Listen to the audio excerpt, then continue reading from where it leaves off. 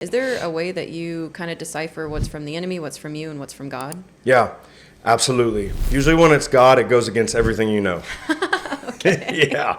And as it pertains to destiny and assignment, I definitely, like, almost always God's destiny and path for you is the exact opposite of what you thought. Yeah. And what you want and what you're comfortable with.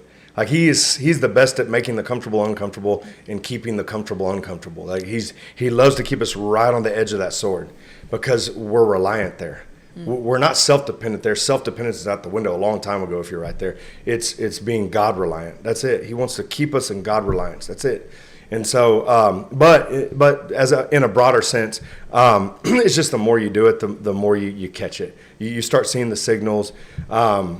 And often what God is trying to get us to answer on a daily basis is if we trust him. This whole thing goes back to trust. God would rather you err on the side of giving a word that's wrong than not being willing to give the word. I would encourage us to be okay with missing on the front end. Obviously, we're striving to learn and hone in and lock into his voice as effectively as we can because we want to give the accurate word. But I would encourage us to be willing to be wrong and to be okay with the misses on the front end and to make it more about I'm taking the shot. Yeah. I would rather walk away having taken the shot than walk away knowing that I felt the leading of the Holy Spirit in a moment, but I didn't have enough courage to speak up. I think my fear with that is that I'm going to discourage somebody from Christ. Like if I am like, hey, like I really feel like the Lord's, telling me this thing, or that if he was, like you said, if he's there, he would say this.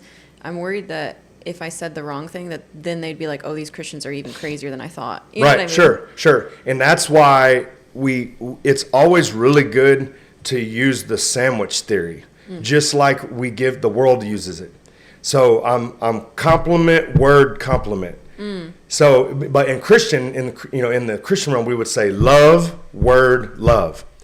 So on the front end of me giving the word, I'm blanketing them with love. And I can just sense so deeply that God's so crazy about you. I feel like he was is there a chance that you had like a really close relationship to an aunt, like when you were younger and maybe like something got off there? Is there a chance? Now, oh my gosh. Or no, not at all. Oh, well, okay.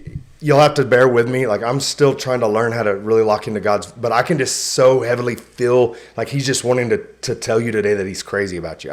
I so deeply feel him. And so like forgive me but I'm sorry. I'm trying here, but I can feel so deeply. God just wants to rock you today. He just wants to show you how really he is today. And I'm still learning, so bear with me. And so that's how it's you're set. You come in with love and you come out with love. It's love. Everything's got to be motivated by love. Everything comes from a place of love, and that's it. And that's why when we're out here and we're giving these words, or we're God's prompting us to do this. Hey, can I just pray with you right now? Like we try to keep it as simple as we can. Try to stay away from all the lofty words as much as we can. Unless you're standing in front of a Bible scholar and that's the language they speak, then God's going to give you utterance in that moment.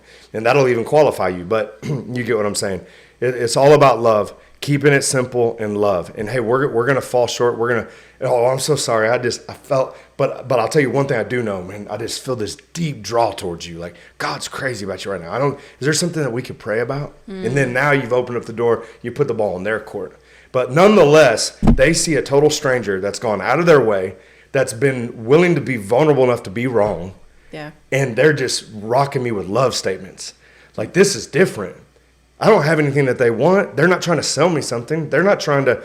So like whether we miss or not, they felt that somebody was making an effort to love them. And that's that needs to bring us comfort more than anything. Yeah, that's good. Like we're going out of our way to impact somebody. And there was nothing in it for selfish gain. And that's, regardless of whether we were right or wrong, that's going to land.